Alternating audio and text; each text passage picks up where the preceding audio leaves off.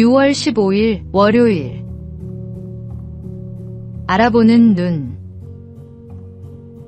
미국 시카고에서 미술품 경매가 열렸습니다. 값비싼 작품들이 차례로 팔려나간 뒤 마지막으로 이름 없는 작가의 그림 한 점이 남았습니다.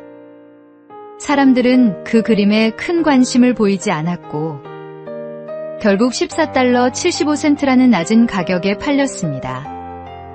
그런데 시간이 지난 후 놀라운 사실이 밝혀졌습니다. 그 그림은 아기 예수께서 애굽으로 피난 가는 장면을 담은 귀한 작품이었으며 오래전 이탈리아에서 사라진 유명한 명화였습니다. 사람들은 그 가치를 알아보지 못했기에 헐값에 넘겼지만 진가가 드러난 뒤에는 훨씬 높은 가치로 평가받게 되었습니다. 아무리 값진 보물이라도 알아보는 눈이 없다면 그 가치를 누릴 수 없습니다. 믿음도 마찬가지입니다. 하나님을 마음에 모시고 살아가는 사람은 세상이 줄 수 없는 가장 귀한 은혜를 받은 사람입니다. 오늘의 말씀. 믿음은 바라는 것들의 실상이요 보이지 않는 것들의 증거니. 오늘의 만나. 세상의 눈에 보잘것없어 보여도 믿음을 품은 삶은 하나님 앞에서 빛납니다.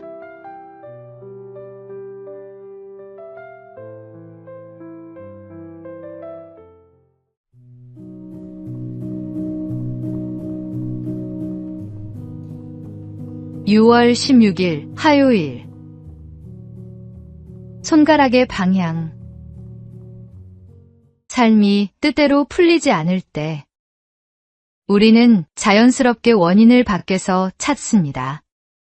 저 사람 때문에, 저 상황 때문에, 저 환경 때문에. 어느새 마음의 손가락은 나 자신이 아닌 다른 곳을 가리키고 있습니다.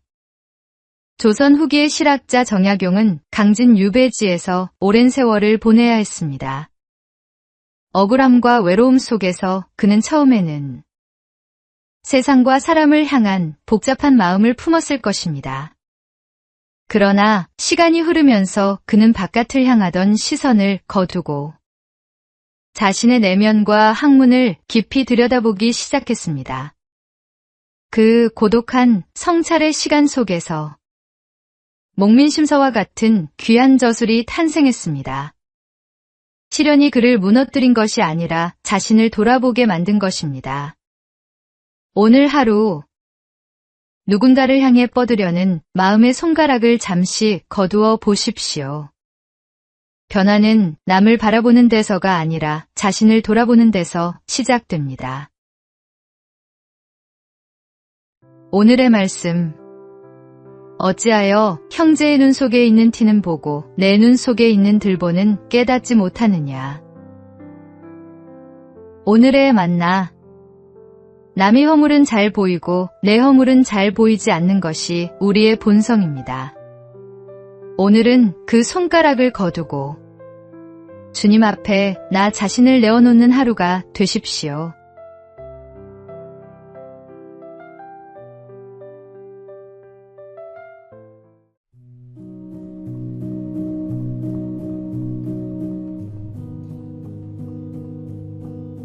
(6월 17일) 수요일. 빛은 감출 수 없다. 예전에는 해외에서 한국을 공부한다고 하면 한국어나 한반도 역사를 떠올리는 경우가 많았습니다.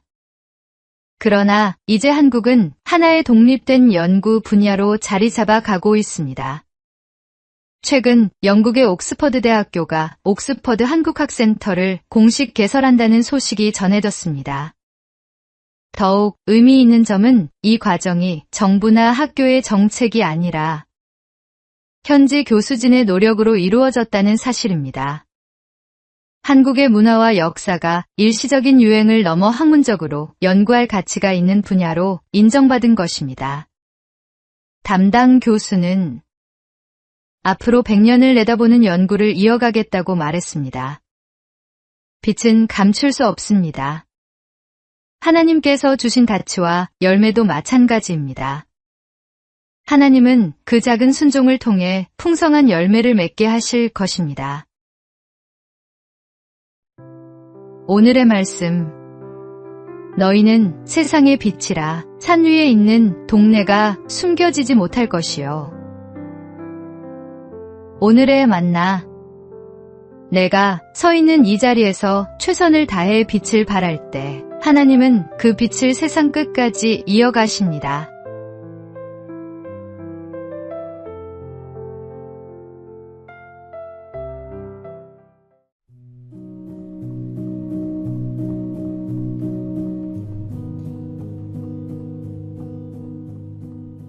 (6월 18일) 목요일. 문제 뒤의 사람. 어르신들을 무료 공연으로 모은 뒤 값비싼 물건을 판매하는 떴다방은 오랫동안 사회 문제로 지적되어 왔습니다. 많은 곳에서 단속을 했지만 피해는 쉽게 줄지 않았습니다. 그런데 충북 충주시는 다른 질문을 던졌습니다. 어르신들은 왜 떴다방을 찾을까? 답은 외로움이었습니다. 누군가를 만나고 싶고 함께 시간을 보내고 싶은 마음 때문이었습니다. 그래서 충주시는 마을을 찾아가는 시립 떴다방을 만들었습니다. 공연을 열고 어르신들이 함께 웃고 이야기할 수 있는 자리를 마련한 것입니다. 결과는 놀라웠습니다. 많은 어르신들이 시립 떴다방을 찾으면서 불법 떴다방의 유혹은 자연스럽게 줄어들었습니다.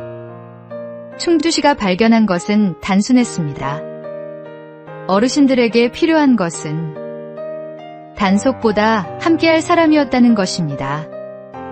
하나님께서도 우리의 필요를 아시고 먼저 찾아오셨습니다.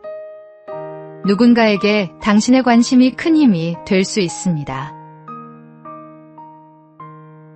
오늘의 말씀. 내 이웃을 내 자신같이 사랑하라 하셨으니.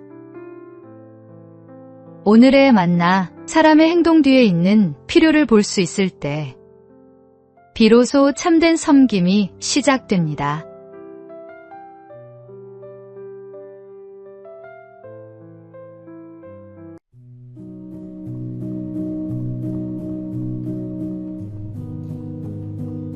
(6월 19일) 금요일.